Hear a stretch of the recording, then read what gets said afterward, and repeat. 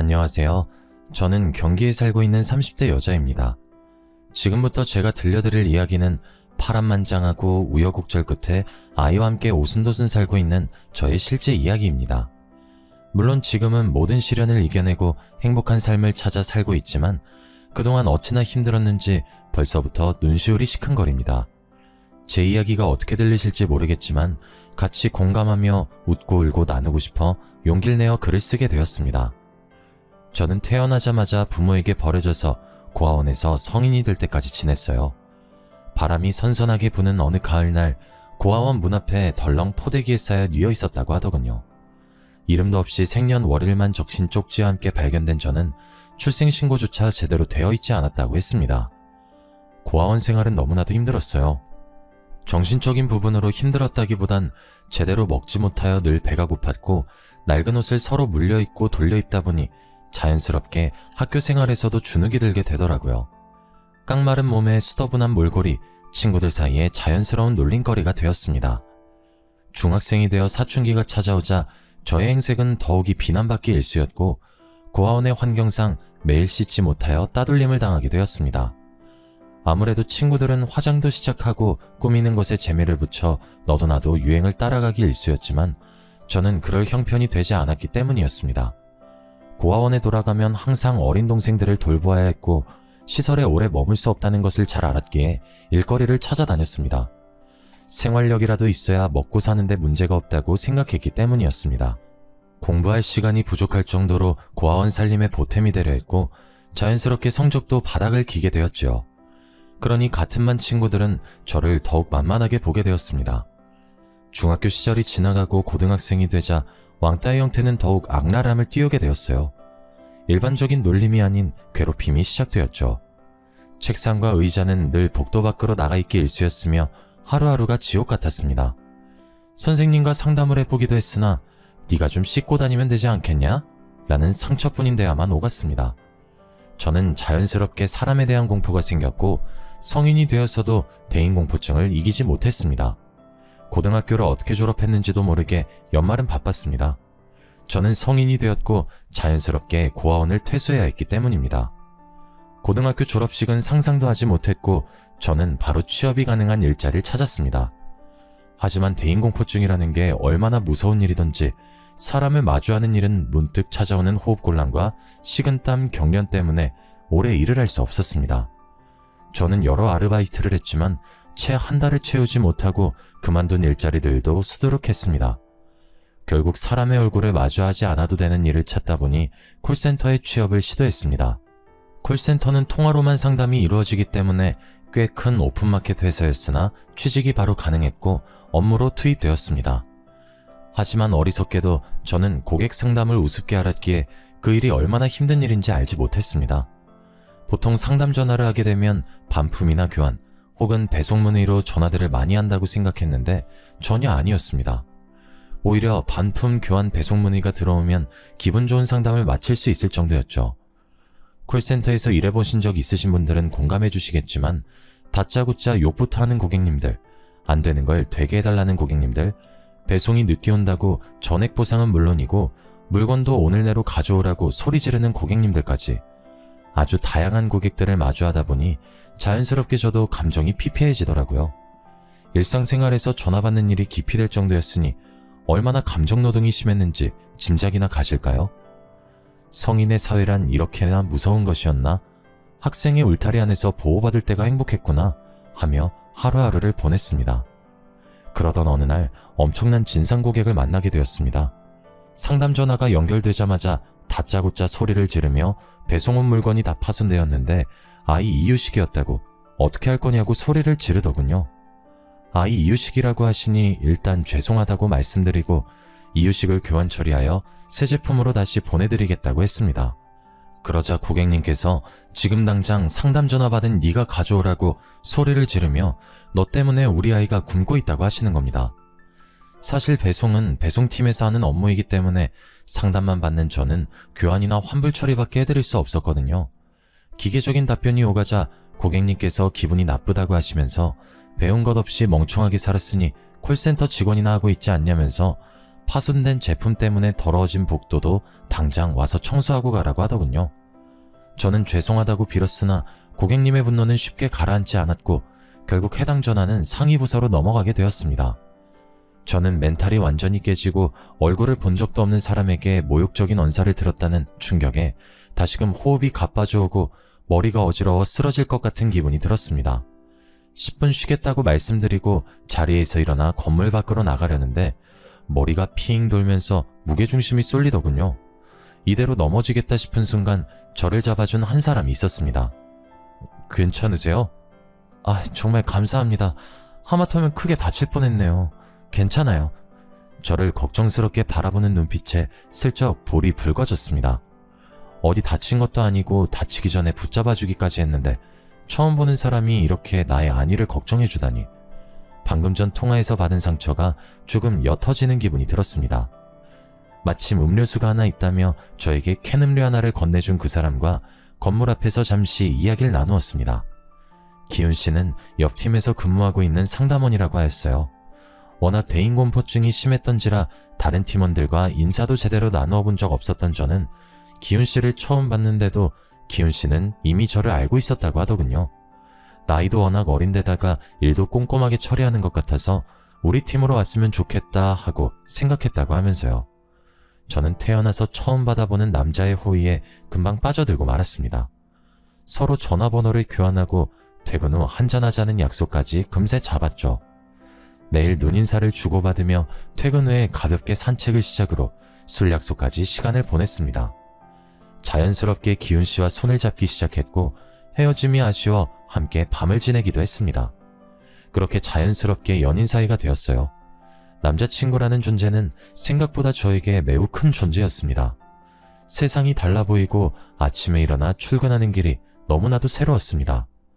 콜센터 진상을 만나도 기분 좋게 웃어넘길 수 있게 해준 존재가 바로 기훈 씨였습니다. 집에 가는 게 아쉬워서 기훈 씨와 함께 저의 작은 월세방에서 지내기 시작했습니다. 아침에 눈을 뜨면 자고 있는 기훈 씨가 보였고 출근 전 아침밥을 차려주는 게 그렇게 행복한 일인지 몰랐습니다. 그 사람이 일주일에 두세 번 집에 갈 땐 아쉬워 밤에 잠을 이루지 못할 때도 많았습니다.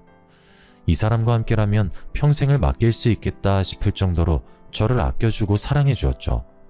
저는 이 사람을 철석같이 믿었습니다. 기훈 씨가 피임을 하지 않아도 그저 그 남자의 사랑한다는 말 한마디에 허락해 주곤 했죠. 그렇게 같이 지낸 지 2달이 채 되지 않은 시간이 흘렀을 때 저의 몸에서 이상 신호를 보내더군요. 저는 모든 게 처음이라 그게 무슨 증상인지 몰랐습니다. 약간의 미열과 어지러움, 울렁거림. 저는 감기인 줄 알고 감기약을 먹으며 버티기도 했죠. 그러다 문득 깨달았습니다. 제가 몇 달째 생리가 없다는 사실을요. 사춘기 시절 제대로 먹지 못한 탓에 생리불순이 조금 있긴 했지만 이렇게 3, 4개월 동안 생리가 끊어진 적은 없었습니다. 그러고 보니 아랫배가 조금 튀어나온 것 같았고 배꼽 밑으로 길게 선이 올라오는 것이 보였습니다. 저는 놀라서 회사를 조퇴하고 회사 근처에 있는 가장 가까운 산부인과로 달려갔습니다. 임신 테스트기를 해보셨냐는 말에 아니요, 안 해봤는데 임신 같아서요 라고 말을 하고 초조하게 제 이름이 불려지길 기다렸습니다. 피를 뽑고 꽤 오랜 시간 기다리니 진료실에서 제 이름을 부르더군요. 의사 선생님께서 저를 빤히 쳐다보면서 말했습니다. 아직 나이도 어린데 결혼은 아직 안 했죠? 라고요. 저는 고개를 끄덕였습니다. 의사 선생님께서 작은 숨을 폭 뱉으시고는 계획이 있었던 임신이냐고 묻길래 저는 고개를 푹 숙였습니다. 왠지 축복받지 못한 생명을 품은 기분이 들었기 때문입니다. 저는 임신 5개월 후기에 접어든 중기 임산부였습니다. 정말 둔했던 탓에 그리고 워낙 말랐던 탓에 배가 나온 것도 두드러지지 않았고 병원에서도 아기가 주수에 비해 매우 작다고 했습니다. 이미 주수가 24주에 가까워지고 있어 중절 수술도 힘들다고 했습니다. 나이가 고작 20살밖에 되지 않았기 때문에 불법으로 시행하는 곳을 가면 수술을 할 수 있을지 모른다고 했지만 이 정도 주수가 되었으면 출산이나 다름없다고 했습니다. 아이 아빠는 알고 있느냐 물으시길래 고개를 절레절레 저었습니다. 일단 상의하고 오는 게 맞는 것 같다고 하시며 저에게 수술을 하려면 지방에 있는 병원을 찾아가야 된다고 하셨어요. 저는 일단 의사 선생님의 말씀대로 그날 저녁 기훈 씨가 집으로 돌아왔을 때 말을 했습니다. 기훈씨, 나 할 말이 있는데 오늘 조퇴하고 병원에 갔다더니 몸은 괜찮아? 어디 아픈 거야? 쉬어야 하지 않겠어? 나 사실 임신했대요. 이거 우리 애기 초음파 사진이야. 벌써 23주나 됐다네? 임신을 했다고? 기훈씨의 표정이 오묘하게 바뀌는 것을 보고 저는 일이 단단히 틀어졌다는 생각이 들었습니다. 사귀는 동안 단 한 번도 보지 못했던 화를 꾹 참는 듯한 차가운 얼굴을 보았거든요. 임신한 게 무슨 잘못인가 싶어 기훈씨의 눈치를 봤지만 그 다음 그가 뱉은 말은 충격적이었습니다. 내 아이가 맞아? 확실해? 뭔가 착각한 거 아니야? 그게 무슨 소리야. 그럼 기훈씨 말고 또 누가 있어요? 지금 나를 의심하는 거예요? 당연히 난 당신이 피임을 하고 있다고 생각했어. 피임을 안 한 건 나 혼자만이 아니라 기훈씨도. 당연히 남자는 피임하는 게 번거롭지. 당신이 알아서 잘 챙겼어야 하는 부분 아니야? 그럼 우리 아이는 어떻게 하라는 소리예요? 지금 지우라는 뜻인 거야? 당연히 지워야지. 누구 발목을 잡으려고. 내가 당신이랑 결혼이라도 할 줄 알았어? 저는 정말 한 대 얻어맞은 듯한 충격이 휩싸였습니다. 물리적인 폭력만 없었지 이미 마음도 몸도 만신창이었죠. 그는 저에게 욕을 뱉기도 했고 식탁 의자를 발로 차기도 했습니다. 당장 지우러 가. 나 내년에 결혼할 여자 따로 있어. 다른 여자가 있다니 그건 또 무슨 소리예요? 나 지금 기훈씨가 하는 말이 무슨 말인지 이해가 안 돼요. 설마 당신 바보야? 멍청한 당신은 그냥 심심풀이 땅콩이었단 소리야. 당신이 아이 지우지 않는다면 난 당신에게 돈 한 푼도 쥐어줄 수 없으니까 알아서 해. 그리고 두 번 다신 연락도 하지 말고. 진료 받는데 이미 주소를 넘겨서 애를 지울 수 없다고 했다고요. 그건 당신 사정이지. 출산을 해서 애를 버리든 아니면 어떻게든 낙태를 해. 회사도 그만둘 거니까 그런 줄 알아. 그렇게 문을 박차고 나간 기훈씨는 정말 두 번 다신 그 문 안으로 들어오지 않았습니다. 저는 며칠 휴가를 내고 낙태를 할 수 있는 병원을 찾아다녔으나 이미 아이가 너무 커버렸고 낙태를 하기엔 위험이 크다고 거절만 당했지요. 며칠을 쉬고 돌아간 회사에 기훈씨는 없었습니다. 전화도 받지 않더군요. 문자도 수백 통 남겨보고 전화도 걸어보았지만 일주일 후 그 번호는 없는 번호란 메시지가 뜰 뿐이었습니다. 임신 사실을 안 후 배가 티나게 불러오고 살도 꽤 붓기 시작했습니다. 저는 어쩔 수 없이 회사에 사표를 내고 월세방을 정리한 후 얼마 없는 돈으로 미혼모 센터에 입소하게 되었습니다. 생각보다 저만큼 힘들게 임신을 하고 출산을 강행하는 여성분들이 많더군요. 저는 그곳에서 마음의 안정을 찾기 위해 노력했습니다. 그렇게 아이는 40주를 꼬박 채운 어느 날 우렁찬 울음소리와 함께 태어났어요. 제가 버려졌듯 아이를 두고 나쁜 생각도 여러 번 했지만 작고 소중한 아이가 살겠다고 우는 모습을 보니 차마 발걸음이 떨어지지 않더군요. 저는 그렇게 아이를 키우겠다고 결심했고 몸조리도 제대로 하지 못한 채 일자리를 찾아 나섰습니다. 그래도 나라의 복지가 참 좋다 싶었던 게 출산했다고 출산지원금과 양육수당이라는 게 지원되더라고요. 그리고 미혼모라는 이유로 어린이집 대기도 1순위로 선정되기도 하고요. 정말 운이 좋게도 아이가 8개월이 지났을 무렵 미혼모 시설 퇴소와 함께 어린이집에 자리가 나서 아이를 보낼 수 있게 되었습니다. 어린이집에 종일 아이를 맡기고 저는 일단 닥치는 대로 자빌부터 시작했습니다. 처음에는 상가 근처에서 음식을 배달하는 일부터 시작했습니다. 상가 특성상 점심시간에 백반을 배달시켜 먹는 경우가 많았고 저는 설거지를 하면서 배달 일도 함께하여 시급도 꽤 많이 받을 수 있었습니다. 그렇게 푼돈을 한두 푼 모으면서 눈여겨본 옷들을 하나둘 사모으기 시작했습니다. 처음에는 도매로 떼어온 옷들을 중고물품 파는 곳에 한두 개씩 팔기 시작했는데 반응이 꽤 괜찮더라고요. 그래서 SNS를 이용한 옷 장사를 시작했습니다. 판매 건수가 처음에는 한두 건으로 시작해서 10건, 20건, 100건이 넘어가자 세금 문제도 걸리고 현금 영수증을 요구하는 사람들이 늘어나 저는 본격적으로 창업 준비를 시작했습니다. 아직 20대 초반인 나이라 힘도 팔팔했고 의욕도 넘쳤습니다. 쇼핑몰을 창업하기까지 꽤 큰 돈이 들어갔지만 아이와 살고 있는 반지하 월세방을 창고처럼 이용하며 물품을 팔기 시작했습니다. 그래도 그동안 어깨너머로 보았던 옷들이 큰 도움이 되더군요. 역시 꾸준함과 성실함은 배신하지 않는 걸까요? 2년 정도 지나니 저는 정말 잘 나가는 쇼핑몰 사장님이 되어 있더라고요. 반지하 월세방 그 쿰쿰한 곳에서 옷을 쌓아두고 시작했던 저는 커다란 창으로 햇살이 비추는 아파트 고층으로 이사를 하였고 저희 사무실 또한 따로 크게 자리를 잡았습니다. 이제 더 이상 옷이 습기를 먹을까 냄새가 나지 않을까 하는 고민은 하지 않게 되었습니다. 직원도 없이 혼자 발품부터 배송까지 전부 도맡아 했던 제가 디자인팀, 배송팀, 관리팀, 직원을 여럿 두고 일하는 사장님이 되었습니다. 그러던 어느 날 저의 성공일기를 취재하고 싶다는 여성 잡지 에디터님의 요청이 있었고 저는 기꺼이 그 인터뷰에 응했습니다. 저의 과거부터 성공하기까지 상세하게 나열하진 않았지만 큼지막한 사건들이 잡지에 실렸고 저의 단단함을 보고 응원해주신 분들로 인해 쇼핑몰은 더욱 잘되기 시작했죠. 그렇게 가난하고 힘들었던 제가, 대인기피증의 왕따였던 제가 이제는 그 모습을 다 벗어던지게 된 겁니다. 문제는 제 인터뷰를 본 기훈 씨에게 연락이 오기 시작했다는 겁니다. 오랜 시간 만났다는 그 여자친구와 결혼을 했으나 결국은 이혼을 하게 되었고 그동안 저를 그리워했다. 심지어 그렇게 지우라고 난리치던 아이까지 보고 싶다고 하는 겁니다. 저는 딱 잘라 거절했습니다만 친자가 일치할 경우 자신에게도 친권이라는 게 있다고 하면서 아이를 데리고 가겠다고 협박을 하였습니다. 저는 친자검사에 동의하지 않았지만 법적으로 제재할 수 있는 부분이 아니기에 어쩔 수 없이 친자검사를 시행하게 되었고 아니나 다를까 기훈 씨의 친자 일치로 결과지를 받아보게 되었습니다.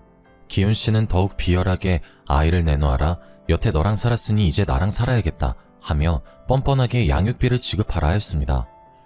저는 기훈 씨 없이 아이를 낳고 몇 년 동안 혼자 전전긍긍하여 아이를 키웠는데 그간의 보상 하나 받지 못하고 친자가 일치한다는 이유로 이런 요구를 하는 것은 말도 안 된다 하였지만 기훈 씨는 콧방귀를 끼며 친권소송을 걸겠다고 하더군요. 어디 할 테면 해보라고 했습니다. 저는 당당했으니까요. 기훈 씨는 정말로 저에게 소송장을 보냈습니다. 어찌나 어이가 없던지 순식간에 멘탈이 바사삭 부스러지는 느낌이었습니다.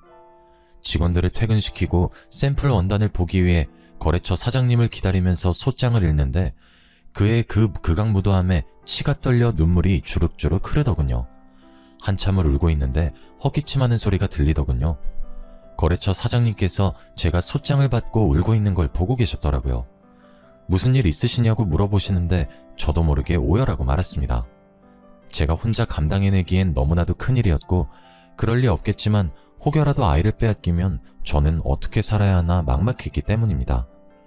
소장을 슬쩍 본 사장님께서 이런 일은 더 강단 있게 나가야 한다고 하시면서 잘하는 변호사가 있으니 도움을 좀 받아보는 게 어떻겠냐고 먼저 손을 내밀어 주셨습니다.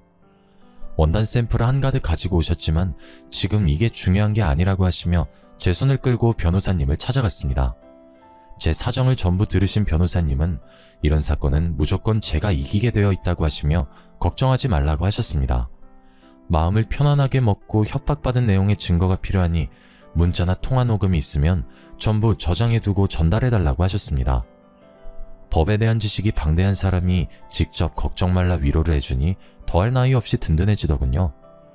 저는 그 이후에 기훈 씨에게 온 모든 연락을 저장해두었고 그것을 모두 증거로 제출했습니다. 소송은 꽤 더디고 길어졌어요. 저는 몇 번이고 포기하고 싶었지만 그럴 때마다 거래처 사장님께서 용기를 주셨습니다. 이런 일로 무너지면 아이도 뺏기고 일도 손 놓게 된다고 하시며 여기서 꼭 버텨야 한다고 하셨습니다.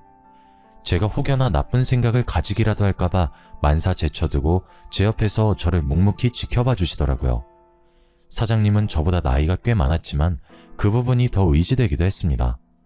어린 저와 다르게 세상의 이치를 많이 알고 계신 것 같았거든요. 제가 우울해할 때마다 맛집을 찾아서 데려가 주기도 하고 사무실 안에만 콕 틀어박혀 있을 땐 바람 쐬자며 드라이브도 시켜주시고 우린 그렇게 오랜 시간을 함께 했습니다. 소송이 1년쯤 안 되었을 때 마무리가 되었는데 그때까지 매일 저에게 안부를 묻고 저를 기다려준 사장님께 저도 모르게 마음이 쏟아지더라고요. 당연히 소송은 승소하였습니다. 친권과 양육권 모두 제가 가져올 수 있게 되었고 친부인 기훈 씨는 저에게 양육비를 지불하라는 판결을 받았죠. 기훈 씨는 그런 결과를 받아들이지 못하고 저에게 몇 번 더 연락을 시도했으나 사장님께서 모든 연락을 막아주셨고 변호사님께서도 법적으로 조치를 취할 수 있다고 언제를 주셨습니다. 기훈 씨는 예상치 못한 반격에 양육비는커녕 1원 한 푼 주지 않고 그대로 연락을 끊고 잠수를 타더라고요. 제가 저런 찌질한 사람을 사랑했었다니, 나의 하나뿐인 소중한 아이의 친부라니 진절머리가 나더라고요. 또 한 번 시련을 이겨낸 저는 정말 돌멩이처럼 단단한 사람이 되었다고 생각했습니다. 그 일이 일어나기 전까지 말이죠. 저는 사장님과 진지한 만남을 가졌습니다. 저희 아이와도 잘 놀아주고 정말 애정을 듬뿍 담아 대하는 것이 느껴졌기 때문입니다. 지나칠 만큼 과분한 사랑에 가끔 이질감이 느껴지기도 했습니다만 워낙 나이 차이가 있는지라 그 나이의 감성을 제가 따라가지 못한다고 생각했죠. 어느덧 아이가 7살이 되고 저에게 가끔 "난 왜 아빠가 없어요?"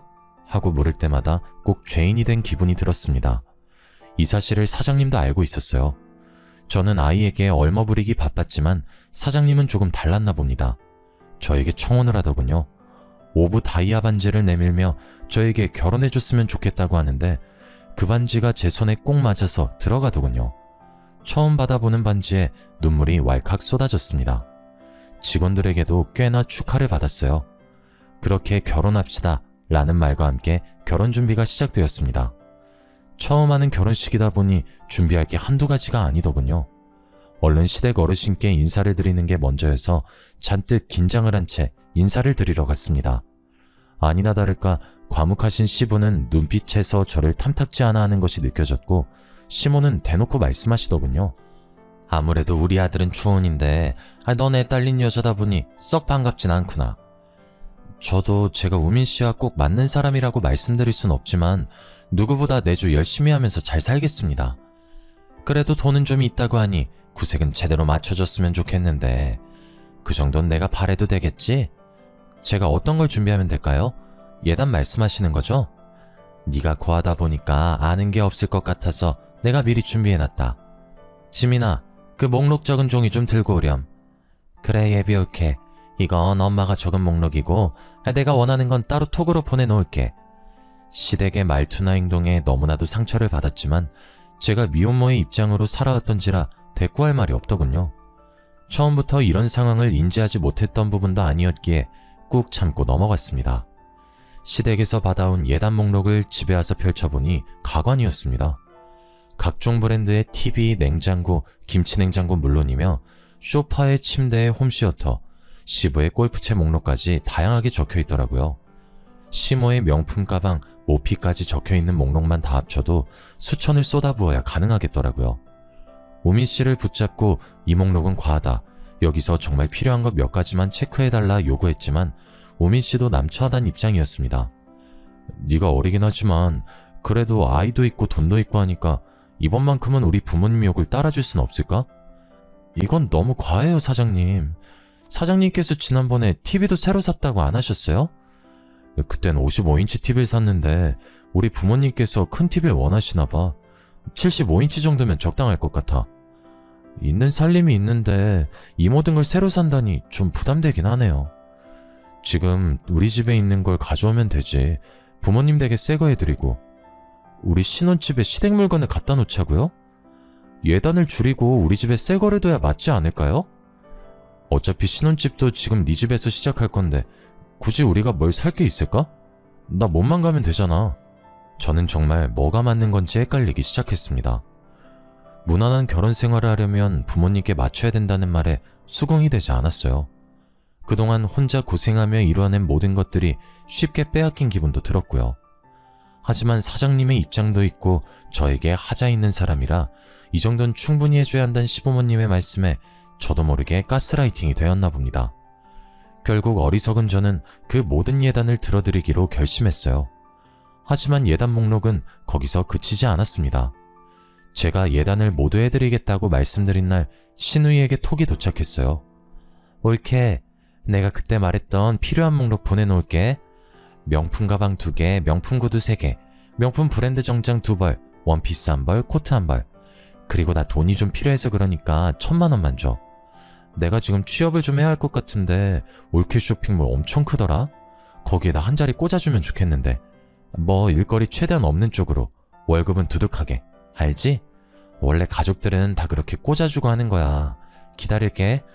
저는 톡을 받고 경악을 금치 못했습니다. 명품 가방, 구두, 의류에 현금 1000만원이라니. 저도 손이 떨려 사지 못한 것들입니다. 너무나도 당당하게 요구하기에 저도 당연하게 거절하였습니다. 지금 말씀하신 부분은 너무 과한 것 같아요. 이미 어머님 예단 목록으로도 충분하다고 생각됩니다. 말씀하신 명품 가방이나 의류들은 저도 비싸서 구매하지 못한 것들이에요. 그리고 쇼핑몰 일자리는 제가 생각해 보겠습니다. 일거리 최대한 없는 자리는 없지만 노력해 볼게요. 어머, 올케? 올케 내가 무섭지도 않은가 봐? 내가 여기서 어깃장 놓으면 결혼 무르게 될걸? 내가 억 단위를 요구한 것도 아니고 고작 1,000만 원의 가방옷 몇 개잖아.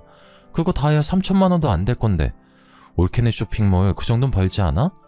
잡지엔 뭐 매출이 몇십억대라고 하던데. 매출이라는 건 순이익을 말하는 게 아니라서요.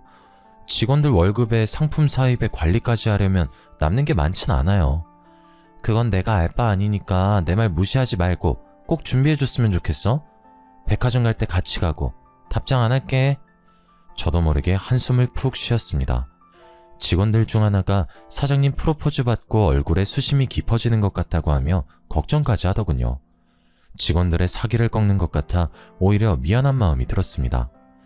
다 같이 잘해보자 커피 한 잔씩 돌리고 걱정하지 말라고 당부하며 우민 씨에게 전화를 걸었습니다. 우민 씨, 신우이한테 연락이 왔는데 나한테 명품 브랜드 가방이랑 옷 몇 개, 그리고 현금으로 1,000만 원을 달라고 하더라고요. 얘기 들었어. 일단 내가 지금 좀 바쁘니까 나중에 연락할게. 우민 씨는 예단 목록에 대한 이야기가 나오면 자리를 피하기 일쑤였습니다. 아무래도 가운데서 이러지도 못하고 저러지도 못해 답답하겠죠. 저는 오히려 저런 우유부단한 사람을 더 믿고 의지해야 하나 싶기도 했습니다. 하지만 그 사랑이 뭔지, 저에게 보여주었던 헌신적인 모습을 앞으로도 기대하며 그의 불편함을 위해서라도 예단 목록을 모조리 다 맞춰가야겠다는 결심을 하게 되었습니다. 식장 예약을 마치고 예약금을 걸고 스튜디오 촬영과 드레스 업체를 고른 뒤 시모의 손에 이끌려 예단 품목을 결정하러 백화점에 갔습니다. 항상 최고급만 써왔다고 하시며 각종 브랜드 상품 중에서도 가장 비싸고 가장 잘 나가는 모델들로만 쏙쏙 골라 계약을 하는 모습을 보니 약간 씁쓸함이 남았지만 그래도 하나하나 결제할 때마다 즐거워하시는 걸 보니 또 한편으로는 잘했다 싶기도 했습니다. 진즉 기쁜 마음으로 돈 좀 쓸 걸, 괜히 내키지 않아 하다가 우미씨까지 스트레스 받게 한 것 같아 미안한 마음도 들었습니다. 현재 짐이 있으니 결혼식 끝나고 신혼집에 시댁 물건들 옮기고 시댁으로 새 가구 가전을 배송받기로 예약까지 다 걸어뒀습니다. 신우이는 백화점 갈 때 자기 물건도 같이 샀으면 얼마나 좋았겠냐고 투정 부렸지만 시댁 예단 물품으로도 너무 힘들었기에 다음을 기약하였습니다. 하나하나 잘 풀려가고 있다고 생각이 들었지만 진짜 복병이 시작되었습니다. 쇼핑몰에 한 자리 달라던 신우이가 하루도 빠짐없이 사무실에 출근을 했기 때문이죠. 사무실 주소도 알려주지 않았는데 어떻게 검색을 해서 찾아온 건지 우민 씨를 추궁했지만 우민 씨도 알려준 적 없다고 선을 그었습니다. 진실은 아무도 알 수 없지만요. 제가 외근을 나가는 동안에도 사무실에 죽치고 앉아서 허구한 날 통화에 직원들에게 사사건건 시비를 걸어댔습니다. 하루는 일하고 있는 디자인팀 직원에게 커피 심부름을 시키질 않나, 또 하루는 창고 재고 관리라는 직원에게 창고에 먼지가 많다며 청소는 언제 하는 거냐고, 먼지가 많으면 목이 아프니까 빨리 청소하라고 되도 않는 갑질을 하고 있더라고요. 참다 신우이에게 말도 해봤지만 올케가 물으니까 아랫사람들이 일을 제대로 하지 않은 거야 라며 오히려 저를 나무랐습니다. 백날 말해봐야 속이에 경일 끼다 싶어 저도 좋은 게 좋은 거라고 직원들을 다독여가며 조금만 참아달라고 했습니다. 어느 때와 다름없이 공장의 샘플을 확인하러 다녀오니 왼수 같은 신우이가 어딜 갔는지 보이질 않더라고요. 이제야 숨 좀 돌리겠다 싶어 직원들과 마무리 작업을 하고 샘플을 확인하고 있는데 직원들 얼굴이 영 좋질 않더군요. 무슨 일 있냐고 물어봐도 대답이 없고 재고관리팀 직원 하나는 그만두고 싶다는 의사를 전해왔습니다. 초창기부터 오랜 시간 함께했던 직원들이라 마음이 좋지 않아 사정이 있으면 잠시 휴가를 주겠다고 했으나 더 이상 이곳에서 일하기 힘들다고 눈시울을 붉히더라고요. 알고 보니 신우이가 제가 없는 사이 직원들을 또 잡돌이했더라고요. 내가 내일 지민씨에게 잘 말해볼게. 여기서 그만두면 내가 너무 서운할 것 같아. 사장님, 저 정말 못 버티겠어요. 아까도 사진 보정하고 있는데 와서는 저 모델이 시원치 않다면서 자기가 모델하면 어떻겠냐고. 신우이가 나이가 몇인데 그런 소리를 했단 말이야? 네, 그러면서 요즘 다 포토샵으로 만지는 거 아니냐고, 자기가 하면 더 잘할 수 있다고 사장님한테 이야기를 해달라고 어찌나 조르던지. 내가 잘 말할게. 더 이상 사무실 오지 말라고도 할게. 응? 조금만 기다려줘. 이미 여기서 월급 받고 일하는 거라면서 자기한테 대들지 말라고 이제 사장 가족이라고 그러던걸요? 저 못하겠어요, 정말. 저는 정말 머리가 지끈 아팠습니다. 어떻게 일궈낸 회사인데 사이 좋았던 직원들까지도 괴롭다고 할 정도니 우민 씨의 자상함만 아니었어도 집안만 봐서는 언제라도 파혼하고 싶은 심정이었습니다. 퇴근 시간이 다가와서 직원들을 보내고 사무실에 혼자 앉아 장부를 보고 있는데 장부 내용이 약간 이상했습니다. 급히 퇴근길에 나선 격리 직원을 불렀습니다. 다행히 아직 회사 근처라고 돌아오겠다고 했어요. 분명 지난달에 외근비랑 부자재 값이 이게 아니었던 것 같은데? 장부 엑셀 파일 좀 볼 수 있어? 사장님, 그거 사실은... 왜? 내가 모르는 뭐가 있어?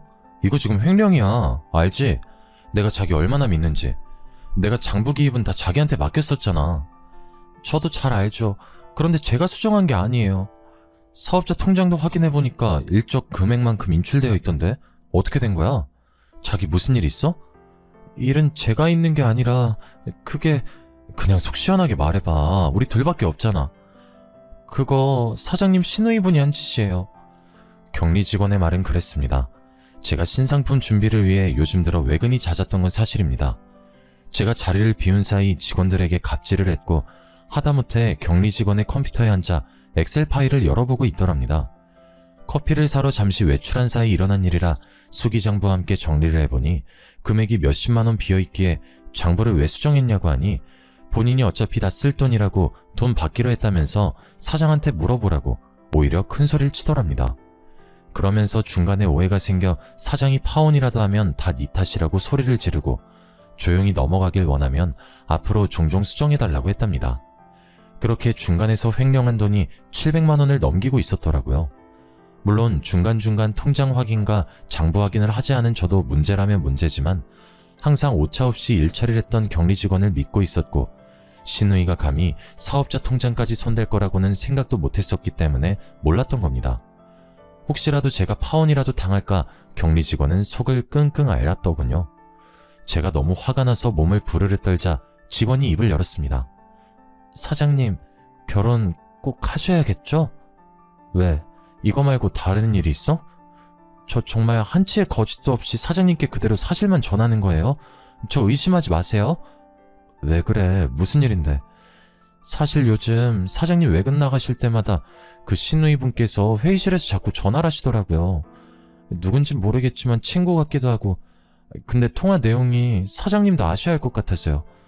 제가 엿들으려고 들은 건 아니었는데요. 뭔데 그래? 그분 말대로라면 남동생이 정말 제대로 호구 하나 물어왔다고 쇼핑몰 명의도 곧 자기 명의로 바꿀 거라고 하시면서 굳이 필요도 없는 가전제품이며 가구며 집 인테리어까지 싹 바꿀 거라고 하셨어요. 아니 정말이야? 그동안 내가 어떻게 해줬는데 이런 식으로. 그리고 어차피 가족으로 생각도 안 하는 버러지라면서 고아 출신이라 가족이라는 이름만 붙으면 다 진짠 줄 안다고 막말하더라고요. 조만간 건물도 하나 사달라고 해서 카페도 차릴 예정이니까 카페 차리면 와서 알바 좀 하라고. 심지어 사장님이 월급도 다 내줄 거라고 하면서 말하셨어요. 아니 잠깐만, 나 머리가 너무 아파서. 사장님, 제가 정말 오랜 시간 사장님과 함께 했고 친언니 같아서 하는 말이에요. 정말 저 집안 사람들 순 사기꾼 같아요. 제발 파혼하셔요. 지금 나한테 한 말 전부 다 사실이고 혹시라도 싸움이라도 생기면 증언해줄 수 있어? 당연하죠. 제가 혹시 몰라서 회의실 CCTV도 저장해뒀어요. 소리가 워낙 작게 녹음되긴 했지만 무슨 말인지는 알아들을 수 있어요. 정말 너무 고맙다. 이 은혜를 내가 어떻게 갚아야 할지. 사장님만 행복하시면 돼요. 어서 빨리 저 썩은 집안에서 탈출하시길 바랄게요. 저는 격리 직원에게 CCTV 영상이 담긴 USB를 받았습니다. 그간 횡령해간 증거가 담긴 장부 원부 또한 들어있었습니다. 이제 일말의 정도 다 떨어졌고 우민 씨가 손이 발휘되도록 빈다 해도 되돌아갈 생각이 들지 않았습니다. 이제서야 콩깍지가 벗겨진 거였죠. 그날 저녁 퇴근을 하고 아이와 함께 시간을 보내면서 아이에게 다시 한번 미안하단 말을 했습니다. 아빠가 생길 거라고 좋아했었는데 들어주지 못할 것 같다고 하니 아이가 저를 꼭 안아주더군요. 나는 엄마만 있으면 돼. 엄마를 제일 사랑해. 라고 하면서요. 한참을 울다 마음을 정했습니다. 저는 그날 주말 시댁과의 식사 자리까지 기다렸습니다. 한 번에 터뜨리는 편이 좋을 것 같았어요. 주말이 오기 전 백화점에 들러 예약해두었던 가구와 가전을 모두 취소했습니다. 가전제품은 아직 상품을 받지 않아 전액 환불이 가능했고 가구 상품 중 일부는 주문 제작 상품이라 예약금을 날리긴 했지만 모두 취소하고 나니 마음이 편안했습니다. 그 후엔 웨딩 플래너에게 위약금을 주고 스튜디오와 드레스 메이크업, 식장 모두 취소했습니다. 그 정도 금액은 아깝지도 않더라고요. 다행히 백화점에서도 웨딩 플래너도 우민 씨에겐 따로 연락하지 않은 것 같았습니다. 아무렇지 않게 주말에 소고기를 먹자고 우리 부모님 몸보신 좀 하셔야겠다고 괜찮은 강남에 고깃집 예약을 해놓으라고 연락이 왔더군요. 경기도에서 강남 가려면 꽤 먼 거리인데 데이트할 땐 한 번도 안 가던 동네를 자기 부모님 몸보심해야 한다고 가자고 하니 화가 나더라고요. 이래서 콩깍지라는 게 무서운 건가 하는 생각도 들었습니다. 하지만 마지막 만남이니 최후의 만찬을 프라이빗하고 비싼 곳에서 보내도 괜찮겠다 싶었습니다. 어차피 제가 계산할 마음은 하나도 없었거든요. 주말 저녁에 시부모와 시누이, 우민씨, 그리고 저 이렇게 5명이 만나 식사를 했습니다. 1인분에 10만원에 달하는 고기를 어찌나 추가하던지 돈 100만원 넘게 나올 텐데 속 꽤나 쓰리겠다 싶었어요. 배가 불러오자 시모가 이야기를 꺼내더라고요. 예, 내가 이 동네에 좋은 자리를 하나 받았는데. 어떤 자리요? 에휴, 답답해라. 고아라서 그런가 말귀를 척척 알아듣질 못해. 무슨 자리겠어? 부동산이지. 직원이 전해주었던 카페 이야기를 하더라고요. 아무튼 값이 좀 나가긴 하지만 너야 능력 되잖니? 우리도 노후 좀 즐기고 싶고 우리 명의로 카페 내서 직원 쓰면서 관리나 하고 싶어서 말이야. 그래서요? 뭐가 그래서요야? 네가 돈 좀 내라 이거지. 보증금 2억에 인테리어까지 하고 다달이 나갈 월세, 관리비, 직원 월급 그것 좀 마련해놔. 저는 더 이상 참을 수 없었습니다. 얼굴에 물이라도 끼얹고 싶었지만 그건 꾹 참았어요. 티끌 하나 잡음 없이 깔끔하게 처리하고 싶었습니다. 전 더 이상 못하겠네요. 우민 씨랑도 결혼하지 않겠습니다. 제가 저 말을 했을 때 그 가족들의 표정을 사진으로 어찌나 남기고 싶던지 다들 벙찐 얼굴로 저에게 모든 시선이 꽂히더군요. 저는 눈도 마주치지 않은 채 식사 자리를 정리했습니다. 제가 준비했던 예단들은 당연히 이미 취소했고요. 결혼 준비했던 모든 것들 위약금 물고 해지했습니다. 웨딩 플래너에게 연락하셔도 좋아요. 당신 나랑 한마디 상의도 없이 이게 무슨 짓이야? 내가 이래서 못 배운 애들이랑은 상종하는 거 아니라고 했잖아. 그깟 돈 좀 번다고 유세 떠는 거야? 네가 뭐가 잘나서 파혼이야? 그 입 다무시죠? 지민씨, 그동안 저희 회사 공금 횡령한 증거 다 가지고 있습니다. 제가 이걸로 소송이라도 걸면 어떻게 배상하시려고요? 뭐라고? 그동안 알차게도 조작하셨던데 저희 유능한 직원이 이중장부로 관리해두고 있어서요. 회의실에서 통한 CCTV 내용도 가지고 있습니다. 야, 너 그거 불법 촬영 아니야? 아무 말이나 막 하지 마시고요. 호구를 물어왔다고요? 쇼핑몰 명의도 바꾸고 카페도 차릴 거라고요? 누구 마음대로요? 시모의 날카로운 시선이 시누이를 향해 가자 시누이가 이를 그르쳤다는 생각이 들었는지 눈꼬리를 확 내리더군요. 그거야 그냥 가족 되는 거니까 그렇게 하면 어떨까 싶어서 한 말이지. 친구랑 통화하면서 뭐 내 생각도 말 못해? 그게 생각만으로 끝나지 않으니까 문제죠. 제가 미혼모라 하자 있다고 고아라서 배운 게 없다고 하셨죠 그동안? 그걸 뭐 또 그렇게 마음에 담아두고 그래? 그냥 주책 맞게 한 소리지. 배운 게 없고 하자 있는 사람이라 제 맘대로 하려고요. 더 이상 우미 씨랑 결혼 준비 못하겠고요. 앞으로 저희 사무실에도 찾아오지 마시고요. 혹시라도 저한테 연락한다거나 절 찾아온다거나 하면 경찰에 바로 신고하고 고소 준비할 테니까 그런 줄 아세요. 그 가족들 모두 아무 말도 못하고 우물쭈물해 있는 사이 저는 가방을 들고 일어섰습니다. 제가 파혼하는 마당에 계산까지 해야 할까요? 제가 먹은 건 별로 없지만 잘 먹었습니다. 그렇게 저는 뒤도 돌아보지 않고 그 자리를 박차고 나왔습니다. 속으로 어찌나 통쾌하던지 얼른 집에 가서 아이랑 치킨이나 시켜 먹어야겠다고 생각했습니다. 집에 도착해서 치킨을 주문하고 아이랑 같이 기다리고 있는데 벨이 띵동 울리더군요. 치킨인 줄 알고 문을 열었더니 우민씨가 있었습니다. 분명 찾아오지 말라고 경고했는데 우민씨는 이 상황이 도리어 화가 나는지 저에게 다짜고짜 소리를 지르더군요. 저도 지지 않고 맞서 싸웠습니다.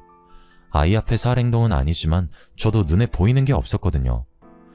세상 물정 모른 거 걷어줬더니 이게 무슨 짓거리야? 우민씨가 뭘 모르는 거지. 내가 왜 10살이나 많은 늙은이한테 시집가면서 재물까지 갖다 바쳐야 돼? 뭐가 어째? 내가 찾아오면 경찰에 신고한다고 했지. 찾아오지 마. 너만 신고하는 게 아니라 니네 누나도 횡령죄로 깜빵살이 시킬 거니까. 알았어?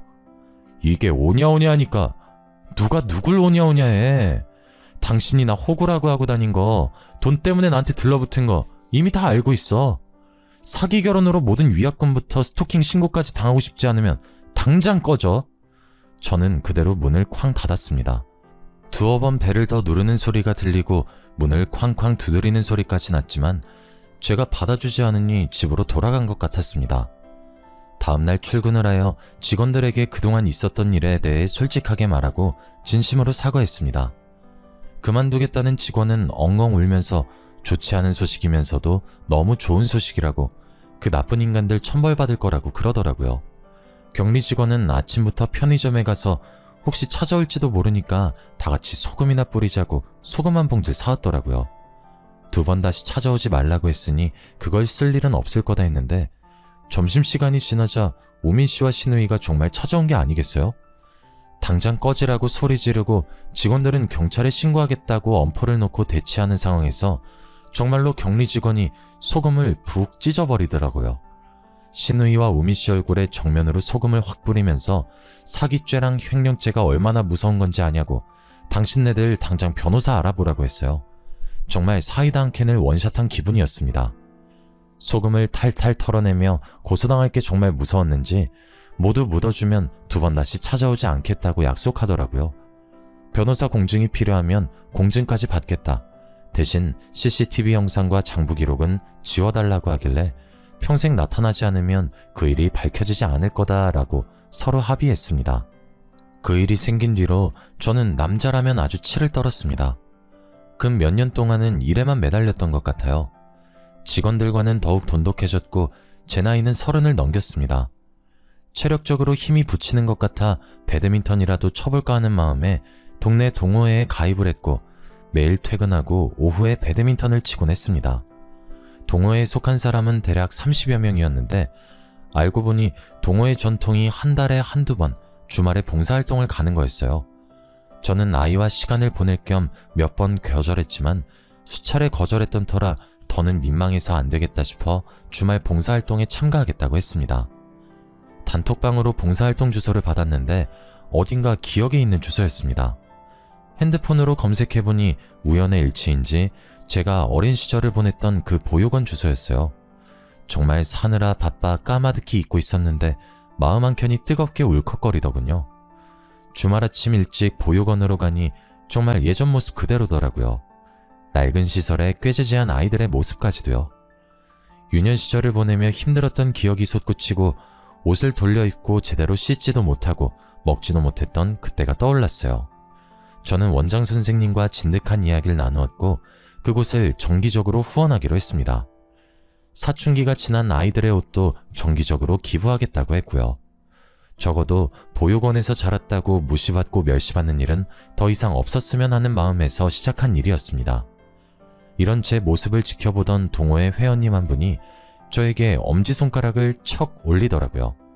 쉽지 않은 결정이었을 텐데 후원까지 하는 모습이 참 멋지다고요. 저에게 존경이란 단어를 쓰더라고요. 조금 쑥스러웠지만 그분에게 저의 이야기를 해주었습니다. 저는 보육원에서 자랐고 그로 인해 힘든 학창시절과 사춘기를 겪었다고요. 더 이상 저와 같이 마음이 아픈 아이들이 없었으면 하는 마음이 든다고 덧붙였습니다. 그러자 그분도 아주 놀라며 저에게 말하더라고요.